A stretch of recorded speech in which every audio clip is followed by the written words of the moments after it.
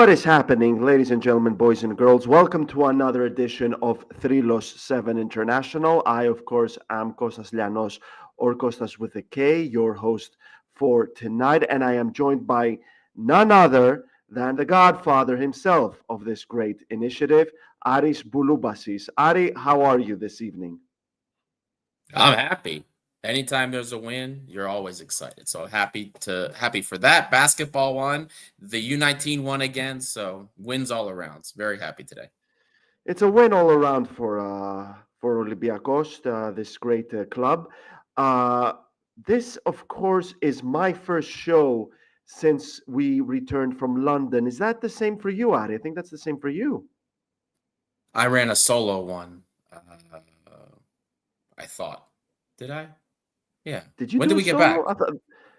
Well, you spent how many days? You left on a Sunday. I came back this week, right? You tell me. I don't even remember, man. No, but who did we play last week on Sunday? Who did we play? Well, play Daik. We played Ike. Yeah. That was Labros who did the solo. I was longer that did that. No, so yeah, I guess this is my first show. Man, I am losing track of the days, man. I'm completely lost. There you go. Well, there you go, guys. Labros and Aris are the same people, right there, and then you don't need any more proof. So this is our first show since we came back from London, and what an experience that was! Absolutely exciting and humbling at the same time. Unfortunately, just like the England national team, we couldn't bring it home, but we come back with a lot of knowledge, a lot of experience, a lot of stories. The idea alone that we were sat on the same table as Brazil legend Gilberto Silva, that alone, Ari, I mean that is something to tell your grandkids in about 20 years' time, isn't it, Ari? Oh, it was hysterical. My favorite part, though, I went because I did speak to him for a few minutes. My favorite part was when I went up to him, talked to him, and said, "Oh, you are sitting at a table full of, with the Olympiacos shows." And his eyes got like really wide. He's like, "You're kidding," because he couldn't believe that there was a channel that's in English about Olympiacos. So then we actually talked about a little bit about Olympiacos Panathinaikos following that. So that to me was hysterical. I enjoyed that interaction very much. The only thing that would make that funnier, like I told you before we took our seats, is if we had actually won the award and Gilberto Silva was the one presenting that award. It would have been hilarious. 100%. That would have been hysterical. Because you just know that the place we were at was filled with people that had no idea about the rivalry between Olympiacos and Panathinaikos. They did not. Some of them did, actually. You know what? I have to say, because I had my Olympiacos jacket on the whole time. You had your Olympiacos tie. And the tie. That's right. My outer jacket was Olympiacos, and then I had the tie on. And there were people that came up and said, "Hey, congrats for the Conference League win." So that was really cool. I really liked that. And we got to meet a lot of really fun people and results. So that was fantastic. Your wife made a BFF as well. She did, yeah. She met. She's a sports comedian. Courtney Buckner. Yeah, sports comedian. So my wife made a new friend, so she was really excited. Big shout out to both Aranya and Courtney. Big shout out, guys. And just in case Courtney is watching us right now, if you haven't done so, please do like and subscribe. We are growing here, Ari. It's actually funny because it was during the award show, shortly after we lost the award, that you set up our Threads profile, which is only one follower away from we were only one follower away from making it 2,000 in total after just less than 10 days. Insane. It's absolutely unbelievable. It was like 1,900 followers we had gotten in like 10 seconds. 10 seconds. Soon as the Threads went live. Yeah, that was. I was sat next to you. I couldn't believe. I was sat next to you. I was having my beer, and I just could not believe. In just a few seconds, we had over 1,000 followers. I'm not crazy, Costa. I did the preview. I'm talking live shows, Yes. guys, live shows. Aris is doing excellent previews, and he's our guy. We're talking live shows here. Correct. Any, Live. this is Yeah. our first live show, and it's cool that we're doing it together. And as we said, we're growing on Facebook as well, and we are just a few followers away from our 8,000th follower on Facebook, guys. So if you haven't done so, please, you can find everything you need on our on the description down below. If you haven't done so already, please do click the links and join the conversation. And speaking of which, we're on Patreon as well. We do offer you some amazing perks for only $1 a month. Jesus, in this economy, can you believe it? Everything we can't say on camera, we say it on our very unique WhatsApp group, which comes alive by itself. We have some amazing Patreons and patrons in there. We also have Marcial, who I think it's time we just call him the king of the Patreon chat, because it's just him throwing bombs in there, isn't it, Adi? Yeah, no, it really is. Martial, my favorite is when I wake up in the morning and Martial, he always starts the day off. He'll have a thought or, some like come to Jesus moment, and he thinks of something. And then he says it in the morning, whatever this revelation is that he has for the morning. And then it starts a cascade of conversations that occur that always stem from this revelation that he has every day. So you have to join the Patreon group just so you can get a little bit of Martial. And then, of course, there's some incredible debates that go on there, some of which have not stopped since the summer, but it's an incredible experience. Well, it's absolutely incredible. And plus, we're going to be bringing you a lot of exclusive content with some exclusive interviews and content that will only be shown on Patreon. It will not be shown in the regular channels. So do come over only for $1 a month and join all the fun. So, Ari, like you said, it has been a very good day, very good few days actually for Olympiacos.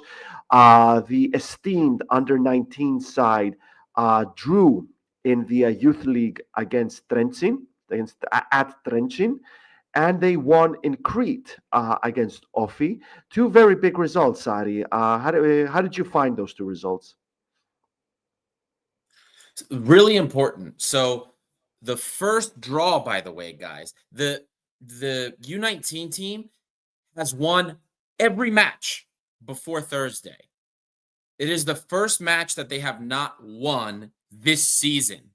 And I'm going to apologize ahead of time, guys. My microphone isn't working. So if I sound a little funky, it's because I'm using the default laptop mic. So I do apologize for that. Anyway, but huge stuff. And this Trenton team is not bad. They destroyed their previous opponent in the UEFA Youth League. These guys have a lot of talent on that team. And it was a very difficult match, but to get the draw away in Slovakia was huge because now the second leg coming to Greece, we always have a great support for our U19 team in Greece. We're hoping that they get the job done there. So very exciting for that. And then a big win in Crete today. I want to give a big shout out to Stavros Pneumonidis, who not only scored the equalizer against Trenton in Slovakia, but he scored another goal today against OFI. He's another player. We have a couple of players for this U19 team. Lamin Silla is one of them, a player that Jose Luis Mendilibar got a look at in the last international break. Yusuf Tai, who is the player we brought in from Nigeria from the academy that is owned by Taiwo Iwoniyi's brother, Forest player. His brother has this academy, got a great player there. And, we have a couple of kids that are in this U19 team, this crop that look promising. And Stavros is one of them. So these are all names we're going to look out for because the stream of talent, Costa, is not ending, which is fantastic. I mean, you get a golden generation, you think, all right, maybe one or two of these kids will pan out, and then maybe it dries up. But we seem to have a steady stream of talent. There's also a 15-year-old kid, Costa, that is only one of 10 players that are under the age of 16 in the entire UEFA Youth League. His name is Yorgos Siozios, and he played for Olympiacos' U19. He's only one of 10 players that are that young in the UEFA Youth League. Almost 2,000 players participate in the UEFA Youth League, and he is one of only 10 that are under the age of 16. So there's some incredible talent that is in this pipeline for the next few years that is incredible to see, and that's the major takeaway from all of this. So really exciting stuff. And we hope that our U19 and our youth continue to produce because we're already seeing dividends from that. 3 players today, Gostan, we're going to talk about that very soon. 3 of our U19 players saw the field again today. That is now 2 separate matches where 3 of our academy products, all under the age or all 19 or under, have seen the field together in a match. Incredible stuff. And it is really something that we should be proud of. And long term, even if things aren't going well, a silver lining we should all be thinking about as things are going on. Well, of course, it was actually 5 academy graduates, 5 Olympiacos academy graduates who were on the pitch at the same time at Yes. OFI today. Those were Yes. Kostadis Jolakis, Panos Retsos, Adonis Papakanelos, Christos Mouzakitis, and Babis Kostoulas, all of whom are also European champions. Correct. It's absolutely unbelievable.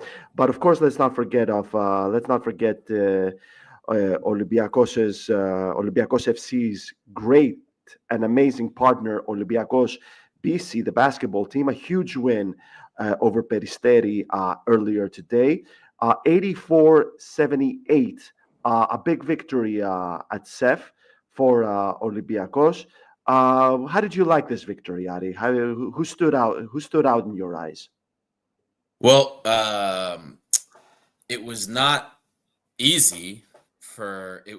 Actually, there were some very early struggles, but then Laritzakis is the one that really pulled us across the finish line towards the end. You know, these Greek games, especially like against some of these teams, you expect the Olympiacos to dominate all the time, and then once in a while, stuff like this happens. And coming off of the loss in EuroLeague, which was really tough, I didn't get to watch that game because I was watching the FC play, but you need to get these wins to kind of like start to build back confidence and going into a difficult stretch of games, especially in EuroLeague. So happy that the red and white are winning across all fronts. That's all you can say. Well, everybody seems very excited right now. I mean, I'd like to welcome George Botsis to the show. Good evening, Avropsychesmu. Good evening to you too as well, Yorgo. Ben De Rossia, who always has some interesting takes in this show. We are winning the treble. Take it to the bank. Well, his words, not mine, Ari. Don't bring it back to me. Love the enthusiasm, though. We have Sakis. Sakis here. Hi there. Nice win. Besides all the problems, I think Papakanelos deserves more minutes. I think he's going to get more minutes. Let's not forget that Willian got injured again, which is why Papakanelos came onto the pitch. Yes. There will be more opportunities. We're playing Kalithea now in the Cup midweek, so expect him to come on during that game. Christos Moraitis with the breaking news. Goal Atromitos. It's 1-1 in the first minute of stoppage time against Panathinaikos at Oaka. First minute of stoppage time, right there, my man.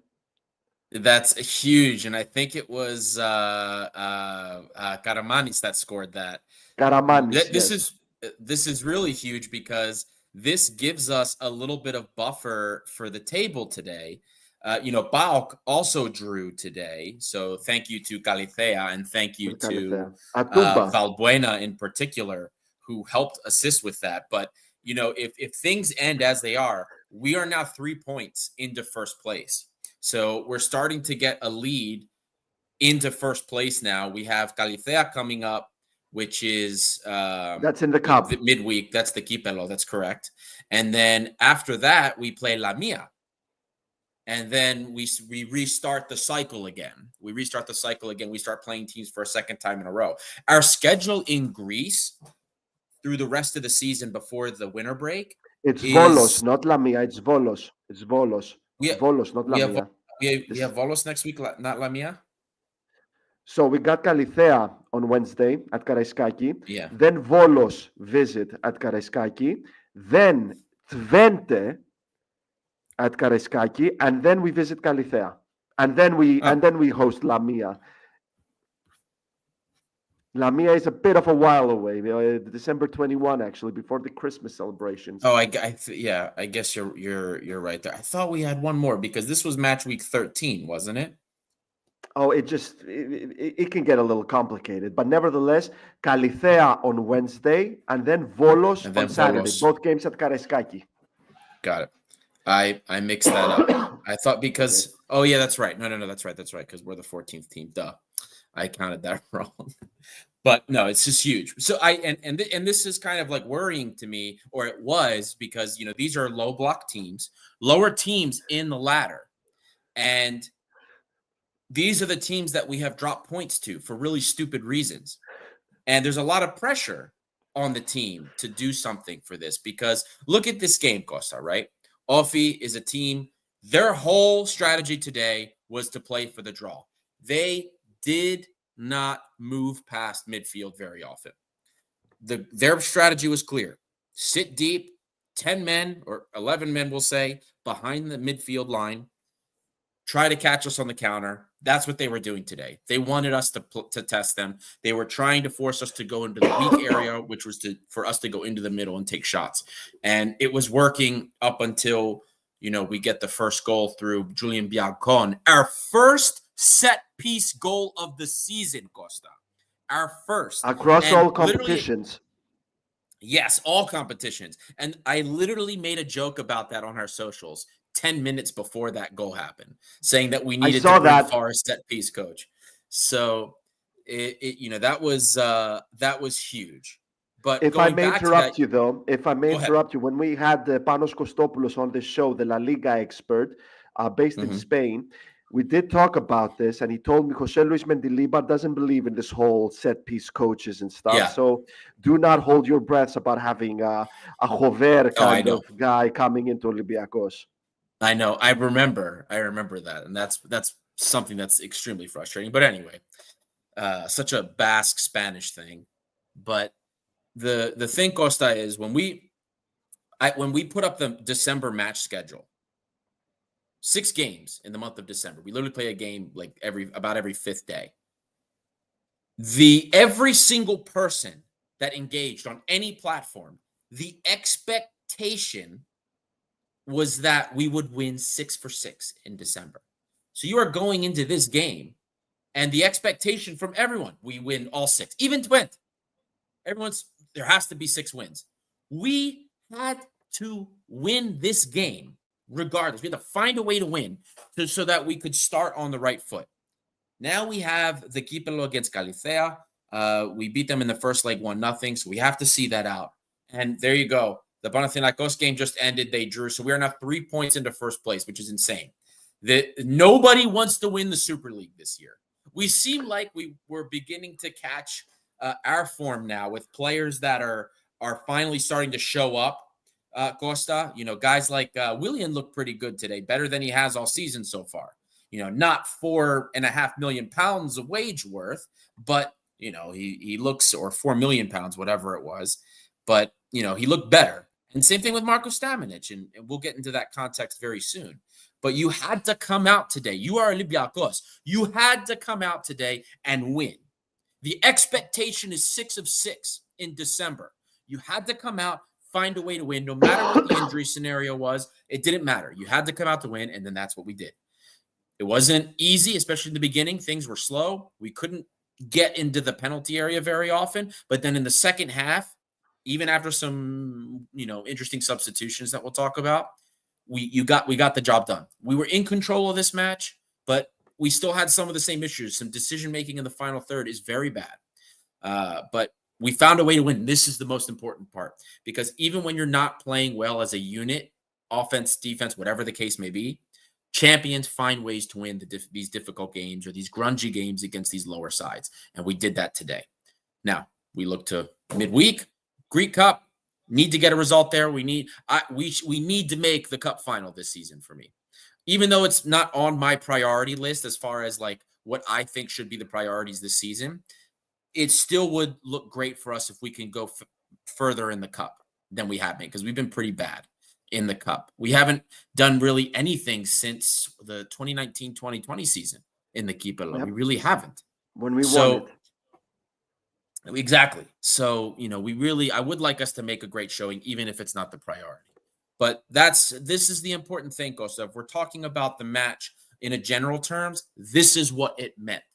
So it's very good to get this win, and it's something that everybody should be appreciative of, and something that we can use to continue to build momentum, because that's what this team needs. Well, it was a pretty straightforward performance, and at the end of the day, it's like you said, the 3 points is what matters. I mean, look at PAOK right now. Look at one of Olympiacos' main rivals for the title, the reigning Greek champions, who drew 2-2 with Kalithea at Tuba, and that led to another rant from Razvan Lucescu during his post-match interview, which is the usual way of deflecting attention to the actual problems within the squad and making it about something else, about mafia and all those sorts of things. It was quite a rotated side from Jose Luis Mendilibar in a 4-2-3-1 formation with Kostas Zoulakis in goal, Costinia at right back and Francisco Ortega on the other side, Lorenzo Pirola and Julian Biancon at centre back, Santiago Eze and Marco Stamenitz in midfield with Chiquinho at number 10, Babis Kostulas on the right, Willian on the other side, and Ayub El Kabi spearheading the attack. It did take some time for this team to kick into gear. Of course, Sophie, though, we're not being dangerous. There was no situation where Zoulakis was worried or when any Olympiacos fan found themselves gasping. But it was a pretty straightforward affair. It was a bit cagey until the hour mark when Julian Biancon scored not only his first ever Olympiacos goal, but as you said, Olympiacos' first goal from a set piece, and it was a corner kick from Chiquinho that initially found El Kabi's header. Naumov caught it with a good save, but he didn't hold on to the ball, and that's where Biancon got the rebound and scored. And then it did take a while until Olympiacos could breathe comfortably 2 minutes before full time when Chiquinho took advantage of a massive mistake. And it was actually El Kabi who took advantage of that mistake and set up Chiquinho for the eventual winner. The 3 points are very important, but it's still obvious that Olympiacos have yet to find their groove for many reasons. One of them is that the fact that we're having a lot of injuries, and Willian, it seems he got re-injured, Ari. So he definitely cramped up 100%. You could see him stretching, probably a calf cramp, the way he was stretching, like he was sitting, pulling on his toe. That's a stretch for your calves. So definitely cramped up, probably the most action he's seen in months. I'm not worried about that super long term. I doubt we'll see him play in the Kipelo as they nurse the cramping. But you're right, Costa. I mean, the injuries have made it difficult to find rhythm here. But I think if we're talking about kind of like what we learned about the squad from the game today, if we're taking everything we've seen to this point, we've learned a couple of things. And the first thing that we've learned is that our defensive part of the field, like the back four, we have not only a great defensive unit, the best in Greece in terms of stats, in terms of production, but we have such great depth too. You look at what Julian Biancon did today. I mean, first he got the goal for us, rebound, crashing the goal after the set piece. It was the El Kabi header, and then he runs for the rebound, scores it. We don't see a lot of that. He was great in distribution too. He had some lovely long balls. Lorenzo Pirola has been fantastic. I don't know if this is a hot take revelation. Or not, but for me, Pirola is better than David Garmo. At this point, if we're looking at the performances of both players, Pirola is a better player so far this season. David Garmo for us has regressed. Right. He better keep it up because Garmo is not staying at Olympiacos beyond this summer. Right. And now the one thing with Pirola is that he is a bit injury prone. But so far, if we're taking all the performances of Pirola versus David Garmo, Pirola looks like the better player. He has just been so solid and insane. Biancon did great today. Even Francisco Ortega, since he's returned from his injury, look, if I say he's a step above what he was, okay, what he had before, what he offered before was disappointing. But he has done better since his injury. And maybe part of that is knowing that we're getting a left back. Maybe he needs that competition to motivate himself and to do more, but he's looked great. And then our right back, we have the best right back duo in Greece, period. Rodinei and Costinia. Costinia is insane. better defensively than Rodinei. And even if he's not as flashy or doesn't have as much flair going forward, he's super effective and he overlaps constantly. He's just a solid player. So if we're going to learn one thing, it's that we have a solid back line. Where things obviously our adjustments need to come is coming further forward. So going into the next section, the players that were disappointing up until probably the end of the match, Hazard did not look good in the first half.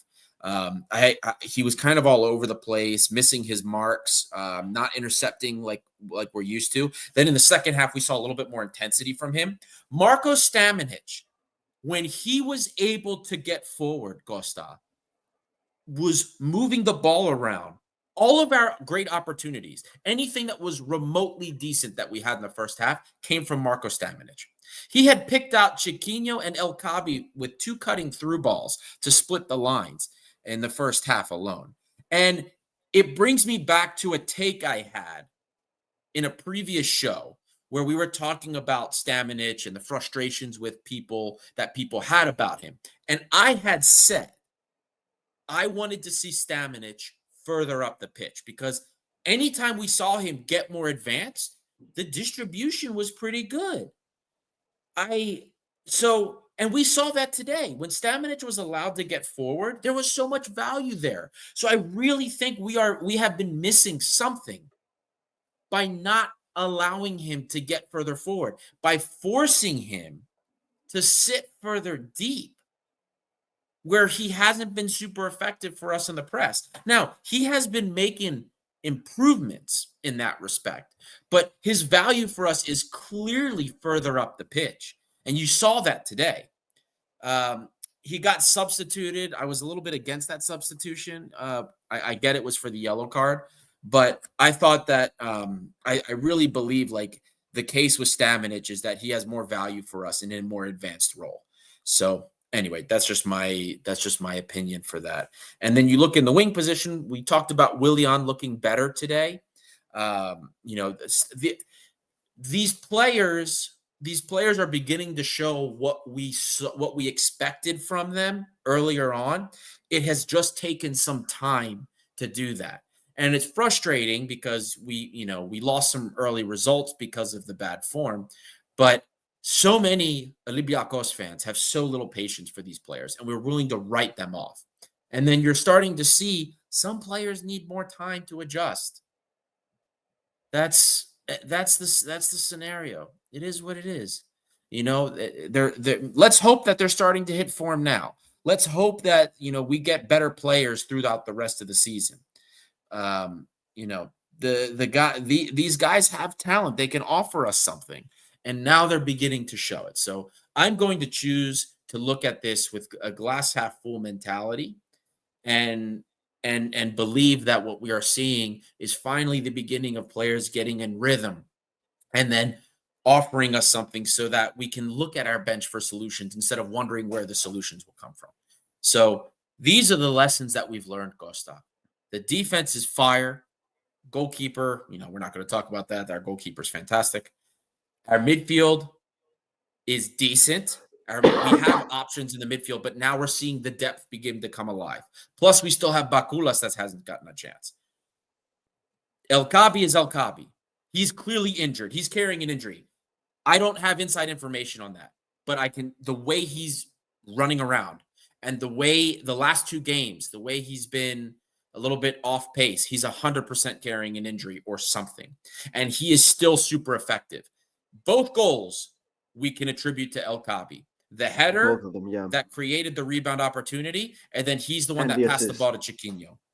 And We the have the assist. best striker in the league, one of the best strikers in Europe right now. Exactly. And we need to find a way to get production without him. And of course, Roman Yaremchuk was injured. He broke his nose against FCSB, so he could not have started up front. Babis Kostulas could have started up front, though, to be fair. But then again, we've been saying this all season about the signings that patience was needed. And it does seem like to those few who did show patience, this is being rewarded because Marko Stamenic, like you said, A much better performance against OFI, especially when he was allowed to move forward. And Santiago Eze was covering at the back.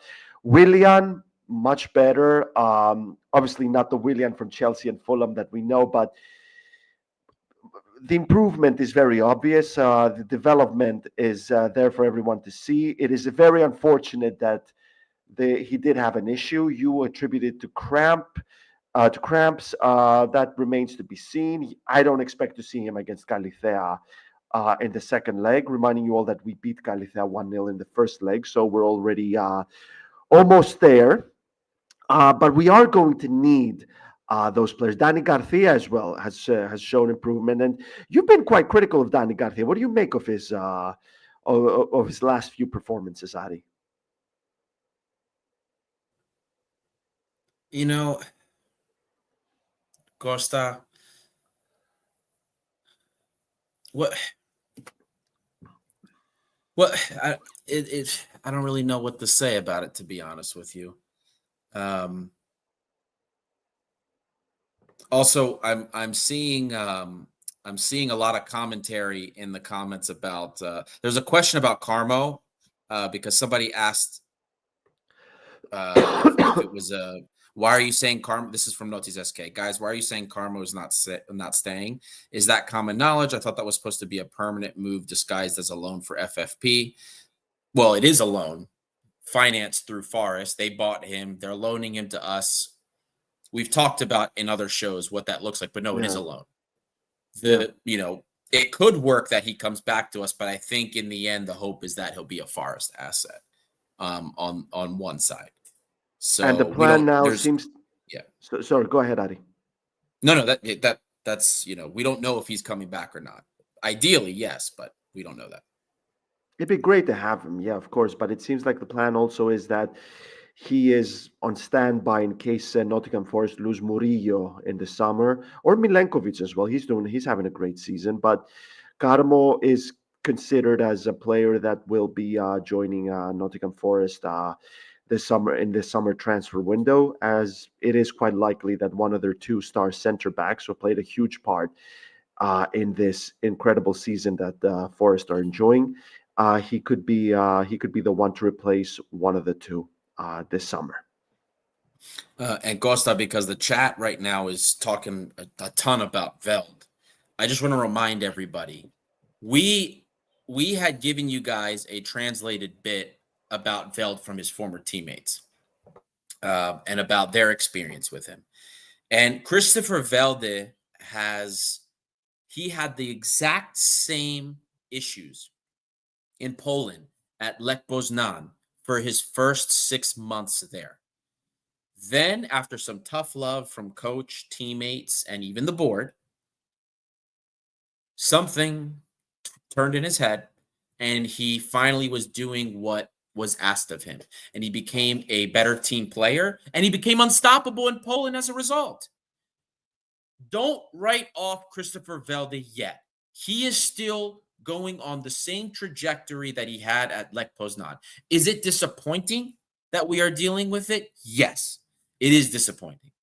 He has had some production, though, regardless of what anybody says.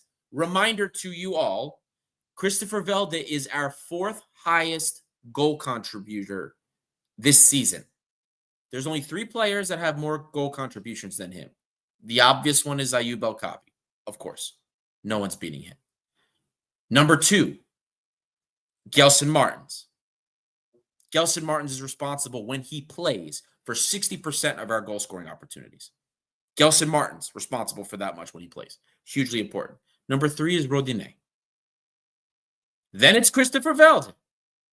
So, as much as I see in the comments here, if there's one player that you should have patience with, it's Christopher Velde, because he is going through the same thing here that he went through in Poland.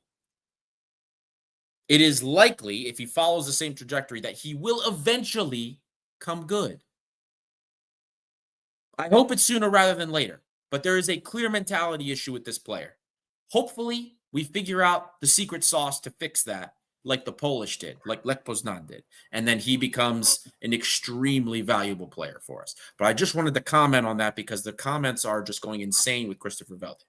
So, Costa, you had asked me a question before this, and I'm completely forgetting what it was. Danny Garcia, what do you make of his last Oh, few performances? look, I was one of his harshest critics, Costa. You were. Look, what can I say? The player was extremely disappointing, and I still have some reservations, right? If anyone should have transitioned to a system under Mendilibar the fastest of our newest signings, it should have been Danny Garcia. It should have been him because he's played under him before. He played with Ernesto Valverde. So this guy should have been better from the get-go, and he was awful. But part of me wonders if maybe he felt like he had to take a little bit more responsibility because he was next to Muzakitis, a much younger player. So maybe he felt like he had to do more to help more. I know the injury that he had early on kind of played a part. And to be frank, nobody was really playing well early on. So maybe a lot of that came together and created the issues. But he is finally looking more like the six that we have been asking for, a veteran six. I still don't think he has the same presence that Vicente Iborra had. I still don't think he distributes the ball as well as Vicente Iborra did. But what we saw, his defensive side of things, like him getting really aggressive, and him being a presence that could help move the ball and support Muzakitis and the defense, we saw that more in his last couple of games than we have all season so far. And this is what I was talking about when I'm saying like some pieces took longer to adjust. It's a shame that he took longer to adjust because he shouldn't have taken that long. But it is what it is. And as far as that most recent comment about Velde regarding from GOK saying he's the worst winger that we've had in years, that is definitely not true. We've had way worse wingers, guys. Way worse wingers. AK-47. Did we forget about him? He was a number 9. Onyekuru was a winger, and but that's because we had too many players for the number 9/number 10 position. That's fine. But I'll give you that AK-47. Ronnie Lopez. So we've had so many worse wingers. This isn't even true. Here's one. AB. Wasn't Seba the one that brought you and Labro together in Maryland? Seba is the one that brought us together. Our hate for him. That's our frustrations over this guy, especially in his last season. I mean, guys, last season, Jovane Cabral was on this team. Garbage. Giovanni Cabral. Is worth in him. Like, what? That guy was horrible. And there are still people on social media that tried to convince me that Cabral just needed time. That guy could not dribble. Josh Bowler's another one. I feel a little bit bad. What about this one? -1 guy. Conrad de la Fuente. That guy, when he missed those 2 chances in that Volos game, I knew his career was over here. I did the player ratings. All he wanted to do was pay. Yeah. I did the player ratings and I gave him a -1 and everyone went nuts. Yeah. Zimer Bututsi never really got a chance. So like he's one I can give maybe a little bit of like a slide to. I see Marios Vrusai came up. He just scored. He had a stoppage time for Rio Ave. He scored for Rio Ave. And I always liked Marios Vrusai. I was very sad to see him go. I always wanted him to get his chances at Olympiacos. And I believe that if he did, he would have come very good for Olympiacos. Do you remember that it was the 3rd season of Pedro Martins when we first played him against Manchester City in the second leg? And he came on in the wing, and he was the most lively player that we saw in that whole match. Absolutely. And he was actually trying things, and when he played wing for us, he looked great. Then we were like messing with Adrutos played right back. Vrusai was playing right back. It is ridiculous. But anyway, the whole point of this tangent we went on is that we've had way worse wingers than Christopher Velde. So let's be honest here. So Anyway, Kennedy for a day, for a oh my coffee. God, Kennedy Carcelá chased as out. well. Carcelá. I forgot. Many crafts a lot. Oh my God, who else did we have? Uh, So we could go many. down this. We could go down this this rabbit hole for hours, Costa. But Marco anyway, point Marin. is, you know, Marco Marin was also played out. He started playing very well when he went to Red Star. He was he in my opinion, I found him very mediocre at Olympiacos. Like it was so obvious that he was one of those stereotypical next Messi kind of things. You know, he was the German Messi when he joined Chelsea, and I could see why the whole thing just never stuck, and he ended up being just stereotype. Yeah. Also, for me, the worst winger we ever had was Nahuel. That guy was a joke. First Nahuel, season of yes. Pedro Martins, could not dribble, could not settle the ball. Nahuel, I don't even think he had any goal contributions for us in his entire time here that season. Garbage player. Probably one of the worst wingers I've ever seen in my life. So that is your worst winger for Olympiacos, if we're being honest. So anyway, uh, we were talking about we were talking Danny about Garcia. Danny Garcia, and I said before that Danny Garcia, it's nice to have that. We need that depth and that veteran presence, like especially Costa. We have games coming every 5 days. You have to transition players. You have to switch players in and out. So you need your depth to be firing on all cylinders. So that guy, Super Mario, Danny Garcia with the mustache. It's I think the mustache is like giving him power, man. It's like Samson and Delilah. Do you remember that story? I do. That's the Samson. that's the hair though. And listen, it's the mustache now, man. It's the mustache. It's creating power. I mean, what do you want me to tell you? He looks like he should be in 80s in 80s like really old school. I don't know. He doesn't belong Don't anymore. finish that conversation. Don't finish that thought. Don't finish that thought, please. But in general, it wasn't a very inspiring performance, like the description says. It was just straightforward, and at the end of the day, you just take the W and you move on. You needed those 3 points, like you said. It's those kind of teams that have been causing Olympiacos trouble during the Yep. season. Olympiacos have won 2 out of 3 derbies. Drew with Panathinaikos. They're undefeated in derbies right now. Olympiacos. They're also undefeated in Europe since losing at Lyon. Uh, of course, there's a lot of things that still need to be sorted. Jose Luis Mendilibar is obviously on it. Another thing that we had, and we discussed this on the show in the earlier part of the season, is that when okay, okay, settle down, everyone. Uh, One thing that we had is that every time Olympiacos were playing against an evenly matched or a better team, is that the high press worked better because the opposition fancied their chances. So they thought themselves, oh, Greek, we got a Greek team, Farmers League, we'll rip them apart. So they attacked, and that's where the high press worked because we caught them, we found space, caught them on the counter. There you go. But when it came to the smaller teams, they would never attack. They just sit back, and then high press would be useless. But we're seeing that Jose Luis Mendilibar is finding ways against the smaller teams. Of course, he's not winning 5-0 or whatever, but he is finding ways right now, Ari. So it seems like we have found a bit of a balance when it comes to better teams and not so better teams. Yes, and no, Costa. If we look at the FCSB as an example in our sample, that was one where we couldn't find the answer, right? For various reasons. Unfortunately, injuries did play a role in that, but they did sit deeper and they played us like a Greek team does. They sat deeper and we couldn't open them up, even with a red card. Yep. But today it was here's the thing. The tactics have not changed.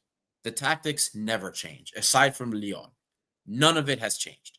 The only thing that has changed is personnel. And in this case, what worked today was our first ever set piece goal that we achieved through a change in personnel because Biancon crashed the goal after El Kabi got his header and he went for the rebound. And then, El Kabi plays the ball in for Chiquinho after that. So the tactics haven't changed. The only thing that this team I shouldn't say can do. The only thing this team will do, because this is a Mendilibar thing, is change its personnel. But he is starting to use pieces in the manner which seems more correct. We still don't really have, in my opinion, the proper usage for everybody, but he is figuring it out.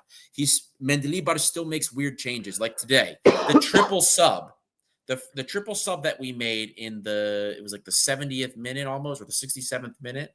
I think it was the 67th minute. And he does a triple sub. First sub of the game, because he's allergic to making substitutions before the 60th minute sometimes. And he subs, he takes out Biancon, he takes out Costinha, and then he takes out Stamenic. Now, fine, they're yellow card trouble, but he subbed out half the defense, Costa, and the defense was solid today. There are games where that's bitten us in the ass. My one pet peeve with Jose Luis Mendilibar, as much as I respect him and as much as I believe he's arguably the best coach in our history, the thing that bothers me the most about him is his constant fiddling with the defense. Now, I get it. 3 players had yellow cards. Maybe he wanted to get rid of the yellow cards. That's fine. But I really still have issues with how often he is switching out our defense. I do not like it. And I don't like how often he tinkers with it.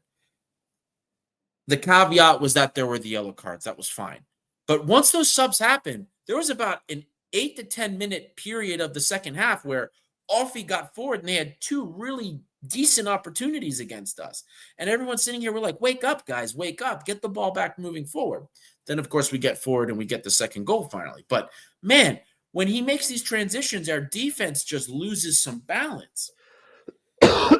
That is my one real issue with him. But again, going back to the initial point, which was about the fact that the tactics don't change, it's just the personnel. Mendilibar has been finding better ways to use our personnel in areas where they can be more effective, like Babis Costulas going out on the right. He's been very effective going out wide. He's effective also behind the striker. He runs all over the place. Chiquinho less so today until the very end. But, the way he's been moving players around, allowing Stamenic to get further forward and find more use there, he is doing better with the players and finding ways to make the puzzle fit. And that's really it here. We've been saying on this show, Costa, for a very long time that we have great pieces. We just have to find the right way to make the pieces work together. And we are seeing that slowly come to be. This team is better than a lot of people have given it credit for. There are plenty of changes that need to be made. Yeah, Achilles Beos saying that Veld needs a mustache. Maybe we should give that a session too. But, there are pieces this team needs. We've talked about that. We definitely need a left back to compete with Ortega and give us better depth. And we also need a winger just for the sake of the injuries. But this team is better than what people have given us credit for. And we're now in the lead. It's only a 3-point lead, but we're back in first place where we belong. We have the best team in Greece, period. Everyone that tried to tell me Panathinaikos had this team that was going to destroy us because they spent more money, because they brought in Lamela and Martial, like, no. And once again, all the things that I said earlier this season about PAOK, eventually PAOK started off very strong, but the way they were playing their football was not sustainable. All of this is turning out to be correct. This was the first season, Costa, that Olympiacos was underperforming relative to its XG. First time. Olympiacos has never finished a season and underperformed relative to its XG. Ever. We were creating enough opportunities. We have been. We've been creating enough opportunities to yield better results than we have been. Things weren't working out. Our finishing has been dreadful. Our set pieces, dreadful. And finally, things are starting to come our way, especially in Greece. We just have to keep up with this. Mendilibar has to continue to try to find players. If they're not being useful in one place, try to find a way or something else to work out with them. Hopefully, Veld works out. If Christopher Velde can be like he was in Poland for us, man, between Gelson Martins, him, Willian starting to come back, and the addition that we're going to bring in the winter, this team will destroy Greece. It should destroy Greece. This is the best team in Greece. There is no other way you can explain it to me otherwise. There is no better team in Greece right now. We have better players in almost every single position. Period. And the team has to start to learn to believe that and play. And we're seeing the evidence of this on the field, Costa. Slow improvements. They're not huge improvements, but small baby steps are happening every week. Certain players are getting better the more that they play. Our youth are doing fantastic for us. Papa Canelos, we talked about him earlier, also doing extremely well. We need to continue to bring all of this in, and all of this is going to should make for a great second half of the season for us as well. We need to get there. We need to continue on this pace. Mendilibar needs to continue to make the pieces work. He needs to continue to find the areas that these players are going to succeed in, and he needs to put trust in these players. I believe in this team 100%, and I think that they're going to get the job done, and I think we will continue to find the different pieces that will work in those different areas. I mean, we are expecting to see additions in January. The left back position is probably going to be Nikos Athanasiou. I mean, he is an Olympiacos player, technically, not officially yet, but it still hasn't been decided if he's coming in January or he's going to spend the rest of the season on loan at Atromitos and join us during the summer. There's definitely going to be a number 10 after Yusuf Yazitsi's injury. Which will see him missing the rest of the season. And well, like you said, I mean, unless Velde starts showing something, there could be another winger coming in. When it comes to the number 10 position, I feel confident to just throw this in the podcast. I think we're going to start hearing the name of Christian Eriksen real soon. He is not signing a new contract with Manchester United. There were some sirens last summer, and he is the kind of player that Olympiacos could do with, a very versatile midfielder, especially when it comes to playing in the number 10 or even the wings. He did that with Tottenham during his very successful stint. I think we're going to start hearing the name Christian Eriksen before long. When it comes to the opposition, I totally agree with you, Ari. During the summer, I was so frustrated every time I heard people saying how much better AEK, PAOK, and Panathinaikos did in the summer transfer window, when it was so obvious that back in his heyday, it would be so stereotypical to see Vangelis Marinakis bringing in Anthony Martial if we had lost Ayub El Kabi, or Tiemwe Bakayoko to replace Andre Horta, or who am I thinking? Or Facundo Pelistri coming in to replace Daniel Podence. That would have been Marinakis at his best / worst if he had done those kind of signings. And now we're seeing the results, and more importantly, we're seeing it in Europe for those who are in Europe. That is. So yes, the players are there. Some people are asking about Yaremchuk and bad luck. The bad luck is that, unlike the other signings who got the time to prove themselves, like Dani Garcia, like Marko Stamenic, he hasn't had that time to prove himself, and he was very unlucky with that injury now that he got the broken nose. And it's like you said in your when Yaremchuk joined your deep dive for the player, the fact that I feel like the war has affected him, just like it has affected other Ukrainian players. He keeps on dragging, and now things have gotten even worse with Donald Trump's election, because God knows how this is going to end, and many expect not so great for Ukraine because Trump is in cahoots with Vladimir Putin. I don't know how that it does seem like this has affected him at least a little. I agree that he'd be a great second striker, but I think that position now is going to Babis Kostulas. Don't you think, Ari? Oh, 100%. Babis Costulas is definitely the second striker. But look, and there was I saw people were talking about Yaremchuk a little bit and talking about maybe some bad luck with regard to Yaremchuk, and there is a lot of bad luck, unfortunately. Like the guy came on against FCSB immediately, his first touch, he creates an opportunity for us, and then eats that the head that breaks his nose. What can you say about that, man? That is, and then people had the audacity to come after him after FCSB and complain that he's a problem. What do you want the guy to do? He came on, put his body on the line, create an opportunity, and then had to go off. Yaremchuk is one I knew that there were risks because of what is going on. You're very right. Like people can talk nonsense about what goes on with mentality, but his family is back home and there's a war going on. That impacts everybody. There's and you brought up Ukrainian players that aren't doing well. That you're 100% right. Arsenal has Zinchenko that hasn't been doing well. It's difficult, but Yaremchuk had scored for us very early on in the season. He can't play as a second striker. He can't play off of El Kabi. We've seen that.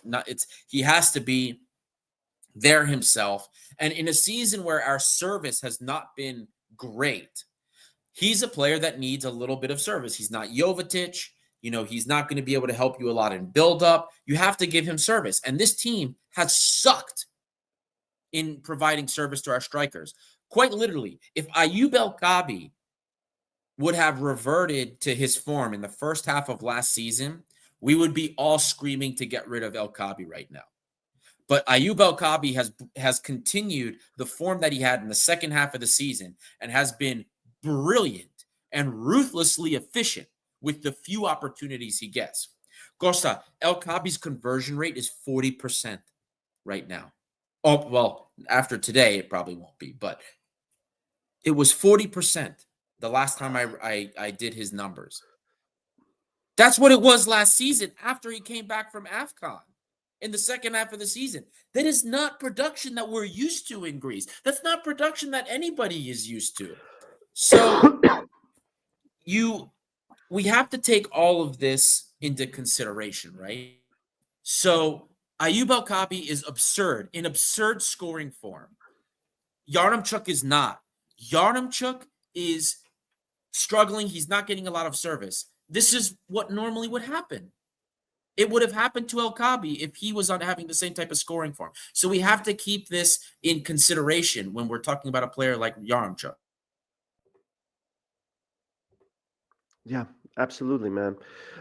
So shall we move to uh, man of the match and coach's grade, or do we have any final thoughts, any closing arguments? I think, yeah, We I are think we can close move to an on to man of the hour. match, coach is great. We're about an hour now. I think we've kind of beaten this match, beaten the dead horse here. Unless there's anything else you think we forgot about talking.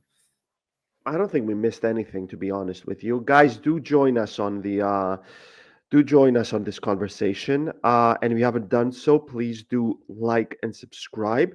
It helps the algorithm and it helps share the word of this great initiative.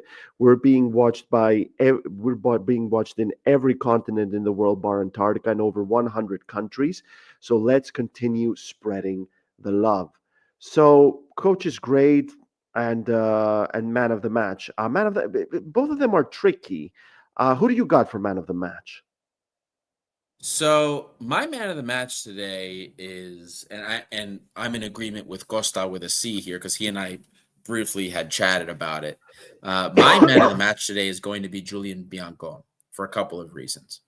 Julian Biancon is a player that is not, he's not even third choice center back. He's a fourth or fifth choice center back.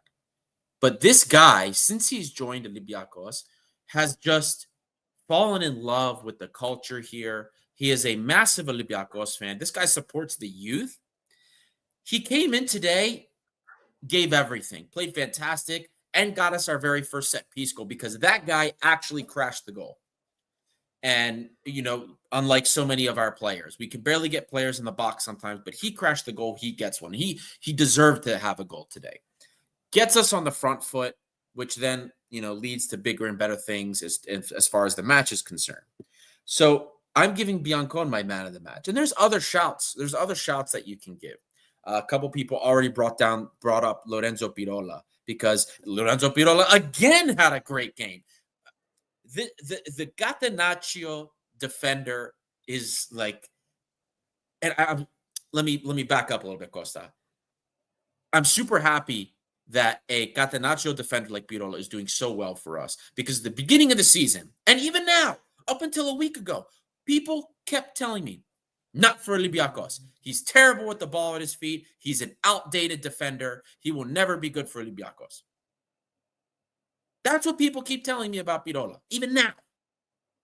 I had a DM earlier this morning telling me that I'm too nice about Pirola. Pirola is probably the best transfer we made this summer, if you don't count Costinha. Mm-hmm. Lorenzo Pirola is an incredible player. And he's done so. He is better than David Carmo. I'll say it again. Right now, with the performances this season, Lorenzo Pirola is higher on the pecking order than David Carmo with the way he has played. Distribution aside. This kid is he's not staying in Olympiacos very long if he plays like this and stays healthy. He will go somewhere else. He will go back to Italy. I believe in the rumor about Juventus. I believe it. He probably would just be a backup right now at Juventus, but this kid is the real deal. He is a great player. Pirola is a great shot for man of the match, but for me, it's going to be Biancon. Because Biancon came in, we didn't miss for the beginning of the game, Brazos, because Biancon did so well. He was distributing very well, and what he did in the final. So him scoring the goal and doing as well as he did, that's me, put us in the best position to win. And therefore is deserving of the man of the match performance. That's why I'm giving it to Julian Biancon. I completely agree with you about Julian Biancon. He got a clean sheet. He scored the winning goal. He broke the set piece curse. His his celebration was very, very touching. Obviously, Olympiacos is a very sentimental club that really appreciates these sort of reactions and these sorts of signs of emotion. Um a player from France coming to Olympiacos, coming to Greek football, which is inferior to French football, and scoring a goal and starting to cry like he scored in the World Cup final for France. Uh, this probably will cement Biancon's name as yet another cult hero for Olympiacos, similar to David Fuster or Tassos Pados or Yorgos Amanatidis. Uh, there's a player who cares. There's a player who's passionate, and he showed it against OFI. Very good reactions, very good runs, very good positioning, great partnership with Lorenzo Pirola. I completely agree with you, and very well deserved for Julian Biancon. And we're hoping to see even more from a player that we know was very good in France as well. When it comes to coaches grade, I think I'm just going to give it an A because there were a lot of absences for Jose Luis Mendilibar, and he still managed to put together a decent performance. Of course, you mentioned the substitutions, but I do feel like the yellow cards did play a role because he didn't want to have any other players sidelined before the before the Christmas holidays. Uh, so all things considered, the absences, the fact that we didn't concede any goals or even a dangerous chance, a dangerous attack, and the fact that the win was pretty straightforward. It's not an A plus, but it is an A for Jose Luis Mendilibar, who I truly believe is starting to find the right balance between the right balance between dangerous opponents and not so dangerous opponents. Like he's finding ways to rotate around his fixation on the high press, and it showed against Toffee. What do you I think think, that's a Addy? fair shout. Yeah. I think that's a fair shout for a grade. I'm gonna go with an A minus, just simply because I again believe the sub should have come a little bit sooner. Um, there was a period of time, like, that, like I said before, that 10 minutes after he did the triple sub and completely shifted the dynamic of our back line, and we ate a lot of pressure. Previous games this season even, we ate goals off of those. So that is my one pet peeve about what happened today, is that I think the subs should have come a little bit sooner in that respect, and maybe not as many subs for the defensive line, even though I understand that they had yellow cards. But anyway, that's besides the point. So I'm going to stick with an A minus for Coach Jose Luis Mendilibar.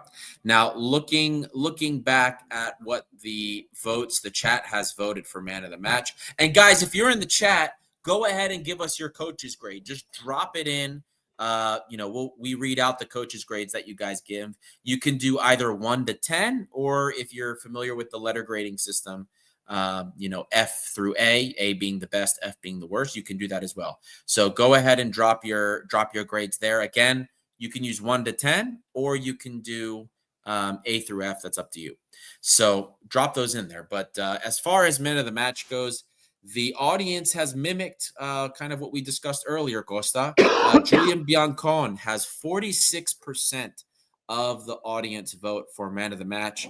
Number 2 was Babis Kostulas at 22%. And I think, Babis Kostulas, because of his effort, that he doesn't score. And I know a lot of people get upset that he ruined some opportunities. He had a couple of chances today, but the effort is there. I really do believe, as much as Babis Kostulas, maybe doesn't act like a normal striker, or like what you would consider to be a typical number 9, his effort level is second to none. Actually, maybe only to Ayoub El-Kabi. So that alone gives us so many different opportunities. And he also had a couple of balls that led directly to some pretty decent shots today too. So I could see that shout. And then in third place, we had Ayoub El-Kabi with 17%, and Chiquinho, who scored the second goal, with 14%.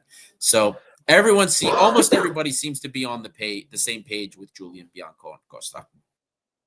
Absolutely well deserved. Like I said, very good performance and also amazing character in this game. I feel like this is the kind of game that cements his reputation as an Olympiacos player. Because remember, he came during a really tough time he came 2 years ago when with the whole Marcelo and Versalico and all that craze, and with all those players, when we had like 40 players in the roster. He stayed around, helped Olympiacos become European champions, and now he's trying to help Olympiacos, well, in my opinion, become double winners and, well, make it as far as possible in Europe. Because I feel like 100th year, you got to win the double and you got to make it as far as possible in Europe. When it comes to the Europa League, at least quarterfinals.